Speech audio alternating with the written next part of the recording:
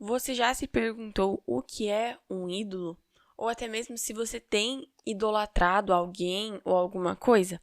No episódio de hoje, a gente vai falar sobre idolatria, o que ela significa e como ela pode se manifestar na nossa vida atualmente.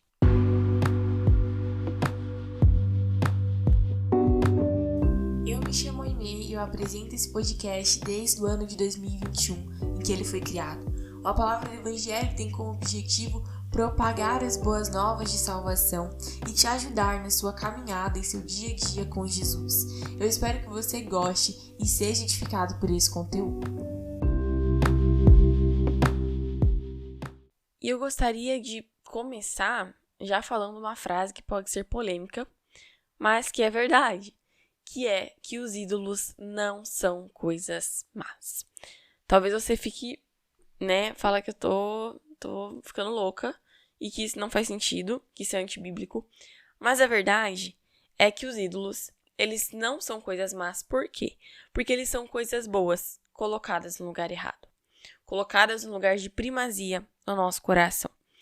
E se a gente olhar lá nos tempos antigos, a gente vê também na Bíblia muitos relatos, de que o povo de Israel, ele idolatrava. Um dos pecados que o povo de Israel mais cometia era a idolatria. Seja adorando a Baal, adorando a Moloque. O povo de Israel cometia idolatria e Deus, obviamente, não se agradava disso. Mas um conceito na antropologia que faz a gente entender um pouco do motivo porque as pessoas, não apenas o povo de Israel, mas até mesmo outras nações, outros povos, o motivo deles adorarem a esses deuses é um conceito chamado grande simbiose. Isso significa que aqueles povos, eles tinham uma mentalidade, até hoje muitas vezes a gente tem, isso está escondido, é implícito, a gente não vê, mas acontece. Mas aqueles povos, eles acreditavam que, ao eles oferecerem sacrifícios, oferendas a esses deuses, eles receberiam bênçãos em troca. A bênção de uma boa colheita, a bênção de uma vida próspera, a bênção de uma vitória em uma guerra. Então, era essa grande simbiose, como é chamado na antropologia.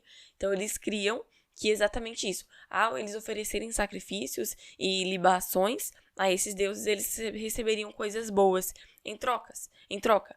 Ou seja, eles estavam buscando coisas boas, eles estavam buscando uma vida boa, uma prosperidade. Então, assim, a idolatria, ela nunca é a busca por algo ruim. Ela é a busca por algo bom. Algo que demonstra como que os povos, como que as outras nações buscavam algo nesses deuses, é de que cada deus ele tinha uma especialidade.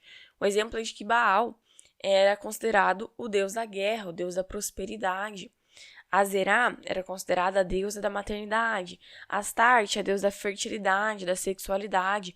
Então, eles buscavam a esses deuses para obter coisas boas, coisas que fariam eles prosperar ou ter uma boa vida. E na antiguidade, a idolatria ela era vista de modo externo. Então, assim, eram postes de ídolos, eram estátuas de ídolos. Hoje a gente ainda tem, mas querendo ou não, na nossa sociedade, isso se tornou um pouco mais escasso. Né? Os ídolos, eles não são mais externos, mas internos. E a gente vai falar mais sobre isso mais pra frente.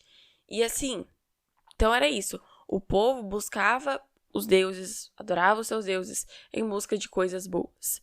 E tem uma frase do André Heinck, que é sensacional, na verdade, a maioria desse conteúdo que eu tô aqui compartilhando com vocês, eu aprendi com ele, é que ele diz: há tantos ídolos possíveis quanto desejos no nosso coração. Então, assim, o desejo por ter dinheiro, se isso tomar o lugar errado, o lugar de primazia no seu coração, ele vai se tornar um ídolo. É um desejo bom você ter dinheiro, você precisa do dinheiro para viver. Mas quando ele toma um lugar errado, ele se torna a ser um ídolo. O desejo de casar, o desejo de encontrar alguém. Quando isso passa a estar no primeiro lugar do seu coração, isso se torna um ídolo. Então, os ídolos atualmente, eles não são apenas mais manifestos de forma externa, mas eles se tornam internos. É algo que está escondido dentro da gente. E o coração humano é justamente isso. O coração humano é uma fábrica de ídolos, como está escrito lá em Ezequiel, no capítulo 14, no versículo 3 ao 5, que vai dizer assim: Filho do homem, estes homens levantaram ídolos dentro de seu coração e puseram diante de si o tropeço que os leva a cair em iniquidade. Será que eu deveria permitir que eles me consultem? Portanto, fale com eles e diga-lhes, assim diz o Senhor Deus. Qualquer homem da casa de Israel que levantar ídolos dentro de seu coração e puser diante de si tropeço que o leva a cair em iniquidade e que depois vier consultar um profeta, eu, o Senhor, lhe responderei segundo a multidão dos seus ídolos. Farei isso para que eu possa conquistar novamente a casa de Israel no seu próprio coração, porque todos se afastaram de mim para seguirem os seus ídolos. Nessa passagem que Deus fala a Ezequiel, ele está dizendo isso. Ele está dizendo que ele vai responder segundo a multidão dos ídolos que o povo de Israel estava idolatrando. Por quê?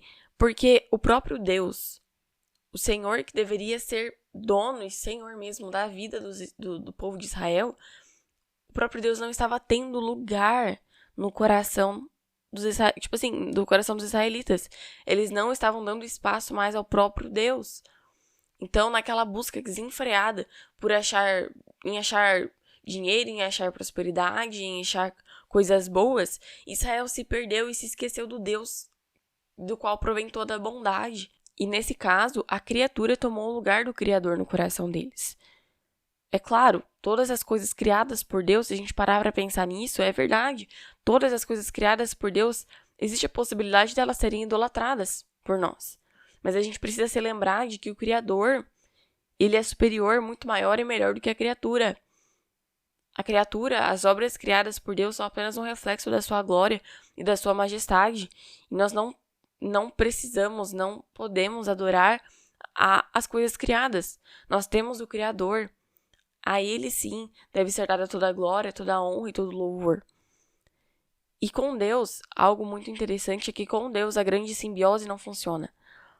Antigamente, o pessoal, os povos, as nações, os medos, os persas, eles se rendiam, eles adoravam a deuses porque eles queriam algo em troca. E talvez até recebiam. Mas a questão é que com Deus, o Deus de Israel, Yahvé, isso não funciona. Porque Deus, na verdade, se a gente fosse receber de Deus algo por merecimento, a gente não receberia nada. A gente receberia castigo, inferno e perdição. Porque é isso que nós merecíamos. Mas Deus, ele é gracioso. Deus não pode ser manipulado. Deus, ele é gracioso e ele nos dá porque ele é bom. Então, a grande simbiose, esse sistema de troca com Deus não funciona. E quantas pessoas por aí consideram Deus um ídolo? Tenta usar Deus para manipular outras pessoas ou para tentar ganhar aquilo que você quer. Ou tentar usar Deus para tentar manipular Deus para ganhar o que a gente quer ou para satisfazer o nosso desejo. Ou então, Deus muitas vezes pode se tornar um ídolo quando a gente tenta encaixar ele na nossa semelhança, reduzir ele numa caixinha, quando Deus não pode ser limitado, Deus não pode ser mensurado em sua totalidade. Outra coisa também que pode se tornar um ídolo e que a gente muitas vezes não para pensar é o nosso ministério. Quando o ministério passa a tomar a primazia do nosso coração, o primeiro lugar do nosso coração, ele já se passa a ser um ídolo. A gente passa a desejar mais o ministério do que a própria presença de Deus. Ou então, algo também que pode se tornar um ídolo na nossa vida é a nossa doutrina, o nosso modo de pensar. Porque a gente pensa desse jeito, a gente não vai nem conversar com outra pessoa que pense diferente da gente. Eu não estou dizendo de você concordar com a pessoa, não estou dizendo de você de abrir mão dos seus princípios, da sua mentalidade, para se adequar a outra pessoa. Não estou dizendo isso. Estou dizendo que muitas vezes a gente tem a nossa doutrina como tão importante que a gente não conversa com outra pessoa, um outro ser, outra criatura de Deus, por conta de que ela pensa diferente do que a gente. E a idolatria, atualmente, ela se tornou algo muito sutil na nossa sociedade. Mas muito sutil, que a gente não percebe. Os nossos pais podem se tornar um ídolo pra gente. Porque o que é um ídolo? Ídolo é tudo aquilo que você considera sua preocupação última.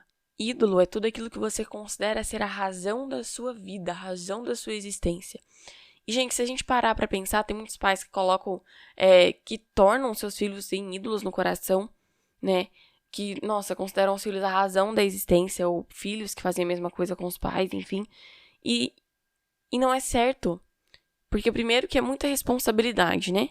Pra um ser humano ser considerado a razão da existência de outro ser humano. Não faz nem sentido. E segundo, que o Criador dos céus e da terra, o teu Criador, é quem deve ser adorado.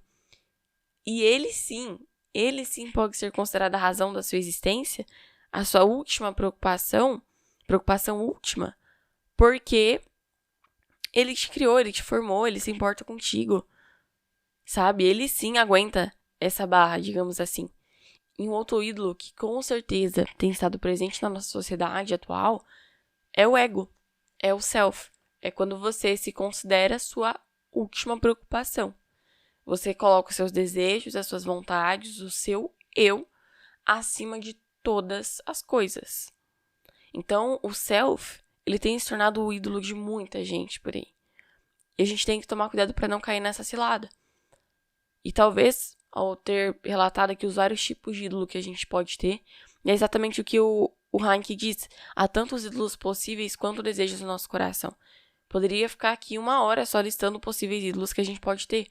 O celular, a internet, livros, sei lá, sabe? Cuidado com o nosso corpo, a academia, que foi falado aí nos episódios anteriores. Entende? Então, vai muito além do que a gente consegue pensar. Mas talvez, ao você ter escutado esse episódio, você tenha sido despertado para a possibilidade de que talvez existam alguns ídolos aí no seu coração. E qual que é o remédio para a idolatria?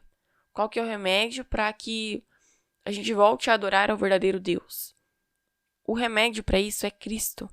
Lá em Colossenses, no capítulo 1, Paulo vai dizer sobre Cristo: Ele é a imagem do Deus invisível, o primogênito sobre toda a criação, pois nele foram criadas todas as coisas, nos céus e na terra, as visíveis e as invisíveis, sejam tronos, sejam soberanias, poderes ou autoridades. Todas as coisas foram criadas por ele e para ele. Ele é antes de todas as coisas e nele tudo subsiste. Ele é a cabeça do corpo, que é a igreja, é o princípio e o primogênito dentre os mortos, para que em tudo tenha a supremacia. Então, que nós venhamos nos atentar a isso e colocar o nosso coração diante de Deus. Que nós não venhamos trocar a bênção pelo abençoador. Trocar a fonte de água viva por cisternas rachadas. Assim como o povo de Israel fala. Assim como Deus fala ao povo de Israel em Jeremias. Ele diz que o povo de Israel cometeu um crime, cometeu um erro enorme. Por quê? Porque eles estavam trocando a fonte de água viva, que era o Deus de Israel, o único que pode preencher o vazio do nosso coração, o único que pode verdadeiramente satisfazer a nossa alma. Eles estavam trocando essa fonte e indo para as cisternas vazias, e recorrendo a cisternas vazias, cisternas rachadas, que não poderiam preencher e dar a eles o que eles precisavam. Que a gente venha colocar em oração esse tema, render o nosso coração diante do Senhor. É isso que eu tinha para compartilhar com vocês hoje. Por favor, não se esqueça de checar aqui embaixo nas nossas enquetes, nas nossas perguntas. Deixe aqui um comentário, um feedback do que você achou do episódio de hoje. Segue a gente no nosso Instagram, o link também está aqui na descrição. E eu te espero no próximo episódio.